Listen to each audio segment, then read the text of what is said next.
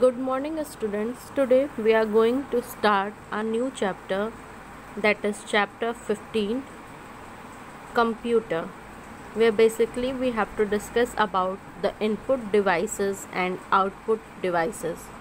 Okay, students, you are very well known with the fact about the concept of computer, the definition of computer, basically the full form of computer, and the devices associated with it, basically the input one and the output one. Now let us see what are the topics which we have to study in this chapter. Okay, so students, talking about the topics which we have to study in this chapters are the use of computer, that basically what are the areas where computer can be used, okay, or its application can be seen. Then we have to discuss about the introduction of input devices.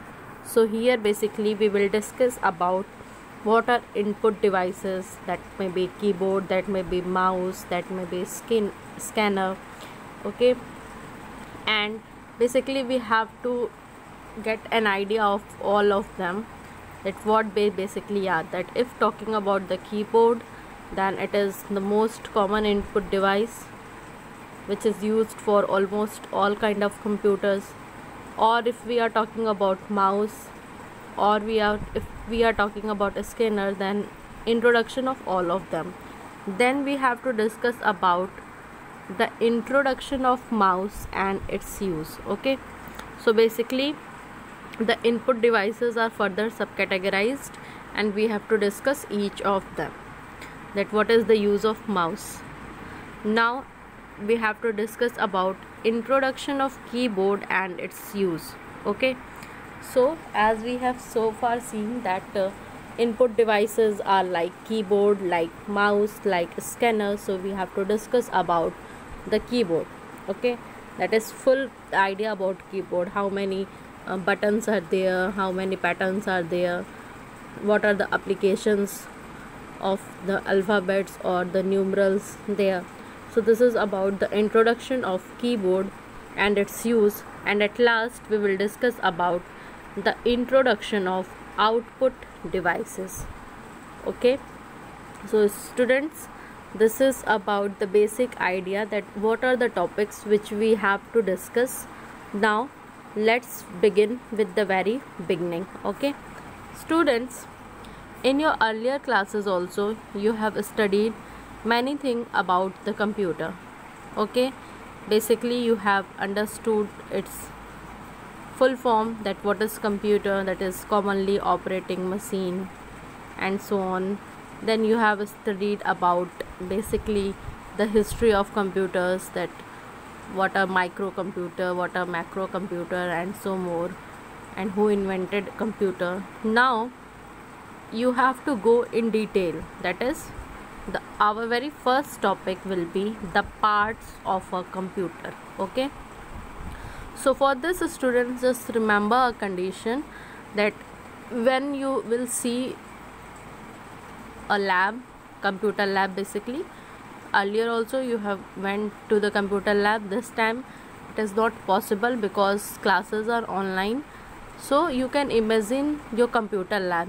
Okay, and what are the components which surround to your computer are basically the parts of computer. Okay, or the components through which the computer runs, they are basically the parts of a computer. So for this, what happens, students, computer has basically 5 basic units. Okay, talking about its component or its parts or its units, so it has basically 5 units. Okay, and these 5 units constitute a computer, and these are the input unit, then the memory unit, then the control unit, then the arithmetic logic unit, that is ALU, then output unit. Okay, now students, you can see in the diagram basically what happens, we give the input to the computer and central processing unit process it, whatever data is given as an input, then we get the output. Okay, suppose we have given 2 plus 2 input to the computer, then data is processed in the CPU, that is central processing unit, and after that the output comes out as 4. Okay, so this is what the overall process of a computer. Now students, talking about elaborately about input unit, so let us see what basically is input unit. So from the word you can also understand as this input. Okay, it is how we can give the information or the data to the computer. Okay, so the input unit or devices are used for serving the purpose of entering the programs. Okay, whatever the program it is, it serves the purpose of entering. Okay, so different kind of input devices can be used for this purpose. Basically, some of them are like keyboard, like mouse, like scanner. Okay, so these are some devices through which we can enter our information, you can basically say the programs and data, into the memory.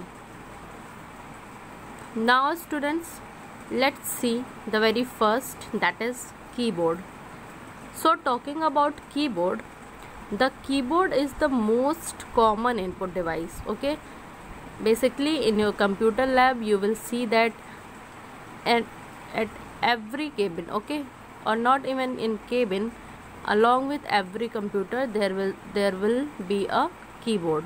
Okay, so whenever this lockdown overs, you just look on your keyboards and just count that how many tabs are there and what are their utilizations.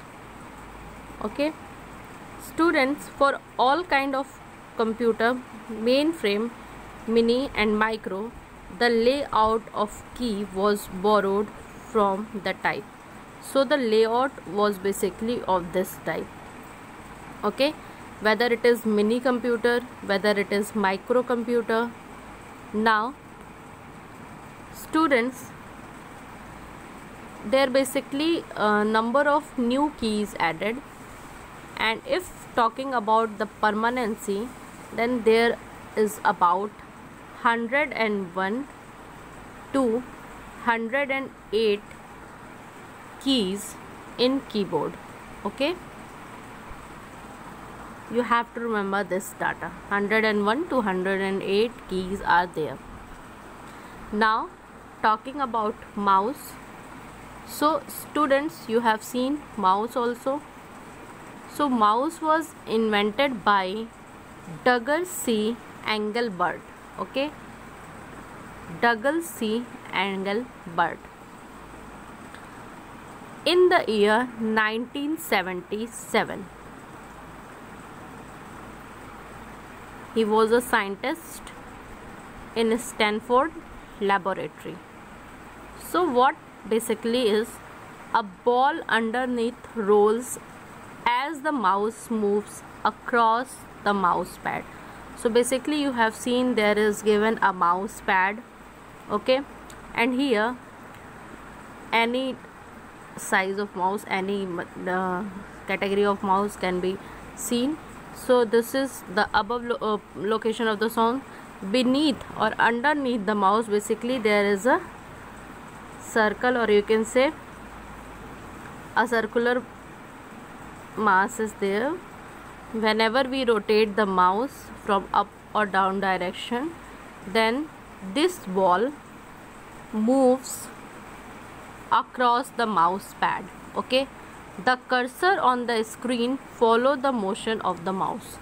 So when you will see in the computer screen, suppose the cursor is here and you are rotating the mouse to the right, then cursor will move to the right, and if you will rotate the mouse to upward, then cursor will move to upward. Okay, so this is what the motion of the mouse. Now students, buttons on the mouse can be clicked or double clicked to perform the task. Okay, you can see here is the left button, here is the right button. So they are because of some action. Okay, that is whether we are clicking it once or we are clicking in double times, it performs some task, like to select an icon on a screen or to open the selected document. There are new mouses that don't have a ball. They use a laser to sense the motion of the mouse instead. Okay, so basically if it will be asked that is every mouse contains the ball, so you will say no, because there are some mouses where sensors are there. Okay, now students, talking about the scanner, that is the third input device. So for a scanner, the scanner works like a photocopy machine. So student, you have seen photocopy machine. So it basically acts like that photocopy machine, and it capture a whole page and convert it into digital image. What basically it does, it capture the page and convert it into digital page. Okay, and the scanned text cannot be edited at this point. If it was digitalized, then the context cannot be edited. Okay, so this is about the input devices. In our next lecture, we will discuss about the central processing unit, that is CPU. Okay, and it will be homework for you to write a short note on the input devices. Okay, let me show you what you have to write. You have to basically write firstly the parts of computer, where you have to write the 5 parts, that is input unit, memory unit, control unit, arithmetic logic unit, and output unit.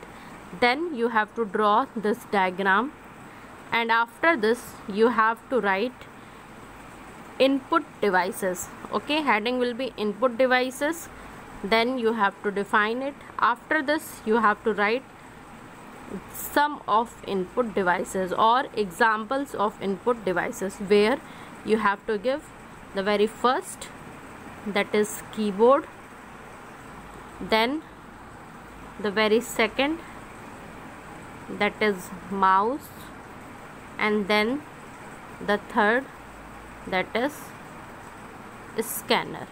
Okay, so students, this is all about today's lecture. In our next lecture, we will discuss about the central processing unit and some more topic. So thank you class.